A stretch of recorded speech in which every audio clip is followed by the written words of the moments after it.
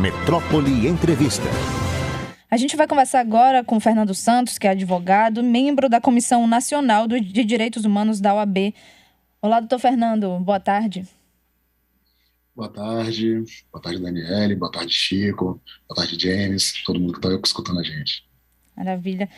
Fernando, olha, a gente teve alguns aqui em Salvador, presenciamos casos de racismo em grupos de colégios particulares, colégios famosos aqui em Salvador.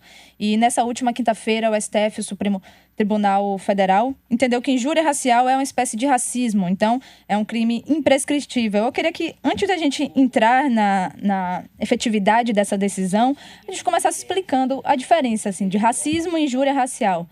Qual a diferença na abordagem, por exemplo, nas medidas tomadas para cada um? Claro, é um clássico informativo, né? A injúria racial ela é destinada a uma pessoa específica, ou seja, a vítima ela sofre um crime contra a honra que tem fundamento na etnicidade, certo? Na cor da pele, falando de uma forma mais simples. Já na questão do racismo, existe o impedimento ao acesso a um direito.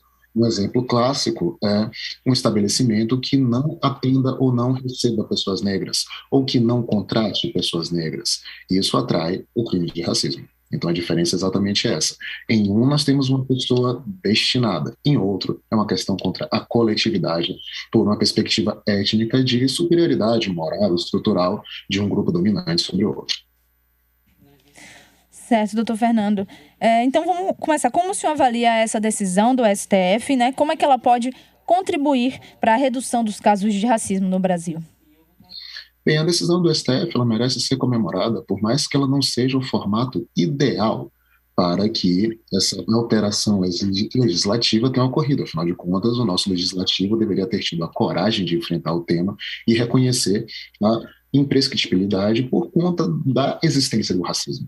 Mas como isso não aconteceu, o nosso Poder Judiciário, nossa Corte Suprema, guardiã da Constituição, entendeu que não se pode colocar a vítima à mercê da relação de tempo, que é um grande inimigo do processo.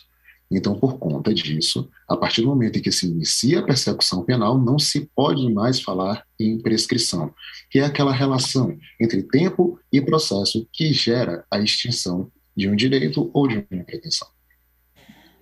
Como eu falei no enunciado, nós presenciamos aqui na capital baiana casos estarrecedores de racismo envolvendo alunos e alunos adolescentes de escolas particulares aqui de Salvador, num grupo de WhatsApp. Doutor Fernando, esses casos, eles se configuram como racismo, como injúria racial, e qual seria a medida adotada, já que são menores de idade? Bem, vamos lá. A gente precisa analisar primeiro a questão de que trata-se de menores. Por se tratar de menores, existe, pelo Estatuto da Criança e Adolescente, a ideia de que menores não cometem crimes, eles cometem atos infracionais, certo? Que são tipos análogos, semelhantes, mas que não podem ser tratados como crime. E existe, obviamente, a aplicabilidade da conduta específica que configura um crime, por exemplo, o que nós vimos em relação à injúria racial, um ato infracional semelhante à injúria racial. Então, pode-se sim iniciar uma espécie de persecução penal, pode-se sim buscar uma reparação civil, mas eu acredito que deve-se primeiramente, desenvolver instrumentos para que as instituições de ensino possam coibir essas práticas, seja na perspectiva disciplinar com os próprios alunos, seja através da implementação de práticas antirracistas e até técnicas, táticas educacionais. Sobre isso que você falou de dentro do sistema interno dos colégios, a gente tem lei já a respeito disso em relação ao anterior, né? A prevenir que a Lei 10.639, que tem o objetivo de implementar já a história e a cultura afro-brasileira nas salas de aula, então seria algo, né, anterior. Mas e o cumprimento desse tipo de lei? Como é que o senhor avalia? Tem, de fato, tido efetividade? Já ajudaram, de alguma forma, a diminuir o racismo dentro da sala de aula aqui no Brasil? Bem, eu acredito que a implementação dessa lei, quando ela ocorre, ela gera a desconstrução do que nós chamamos de viés inconsciente, que são os gatilhos mentais que levam a práticas racistas, porque você dá ao jovem informação, à jovem informação, a possibilidade de compreender a dimensão estrutural do racismo, de compreender que o racismo é um projeto político no Brasil e que, a partir daí, os conceitos e preconceitos que são historicamente carregados nas famílias baianas, eles não sejam perpetuados. E a escola, quando ela assume esse compromisso, ela se torna uma grande aliada da cidadania, do exercício de cidadania.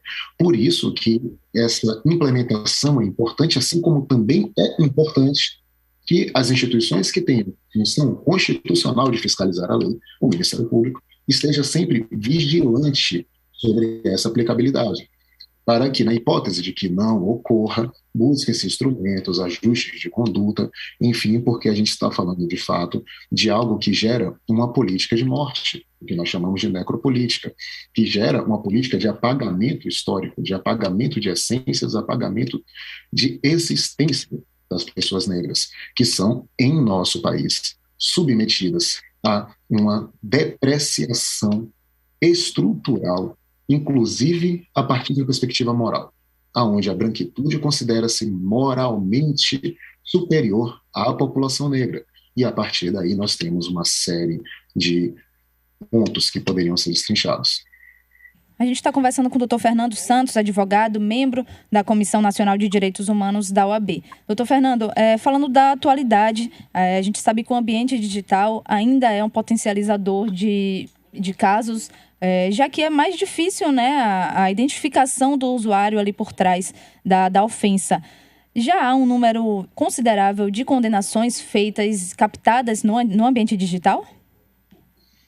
Existem casos, mas ainda não conheço uma catalogação, um estudo acadêmico sobre os reflexos dessas condenações em ambiente digital, porque nós ainda estamos falando de tecnologias novas, ainda estamos falando em algo que precisa ser lapidado para que, quando o Estado juiz possa analisar, ele tenha instrumentos probatórios que sejam válidos. Por exemplo, muito se discute sobre a aplicabilidade ou a necessidade de uma ata notarial das conversas, quando a gente fala, por exemplo, do WhatsApp ou outras redes sociais, se o próprio print ele pode surgir como instrumento de prova. Isso é algo que ainda está sendo bastante debatido no campo das provas digitais. Temos conhecimento de condenações, temos conhecimento de persecuções penais, mas eu acredito que ainda falta uma catalogação. E por isso que até eu volto à pergunta inicial, essa alteração legislativa por via do STF, ela vai ser muito importante, porque nós teremos a possibilidade de entender quem são os grupos sociais que mais cometem esses atos, quais são as decisões, como os juízes se manifestam, como o Ministério Público se manifesta. Nós podemos fazer uma estrutura metodológica, uma análise metodológica de como o combate ao racismo funciona dentro do processo, dentro desse caminho entre a lesão do direito e o reconhecimento pelo Estado juiz da existência da lesão do direito. Aproveitando que o senhor citou o Ministério Público, um dos casos de racismo aqui em colégios particulares está sendo acompanhado pelo Ministério Público. Em um deles, o colégio fez questão de falar que as ofensas aconteceram fora do ambiente escolar. Então, qual o papel do poder público nesse tipo de atuação? Como é que a prefeitura, o governo do estado podem agir em relação a casos como esse? Bem, aí existe um grande questionamento sobre se nós podemos falar em extensão do ambiente escolar nestes grupos de WhatsApp formados por alunos, WhatsApp ou qualquer outra rede de telecomunicação. Mas a função primordial do poder público, do Ministério Público, é, de fato, fiscalizar e possibilitar a continuidade das investigações. Porque nós precisamos de respostas, nós precisamos entender como funciona. Porque até pouquíssimo tempo atrás, nós não tínhamos núcleos que trabalhassem a questão racial de uma forma eficaz. Hoje nós já temos uma maturação das instituições nesse sentido, o debate racial se amadurece. Hoje nós já temos um ponto que é fundamental falar aqui para todos os ouvintes, que é a estruturação da figura do racismo recreativo enquanto um instrumento depurador do racismo em algo que o nosso país considera como não ofensivo, que é a jocosidade, que é o espectro de brincadeira. E é através desse espectro de brincadeira que muitos dos casos nas escolas se manifestam desta maneira, eles acabavam por camuflar o racismo e tirar o elemento fundamental da injúria, que é a vontade de atingir, porque você substituía ela pela vontade de brincar, por mais que seja inaceitável brincar com a dignidade de outra pessoa, diminuindo o seu status enquanto cidadão. Doutor Fernando Santos, obrigada pela conversa, obrigada pelos seus esclarecimentos. De nada, eu que agradeço. Sempre uma honra, uma alegria estar aqui com vocês. Forte abraço.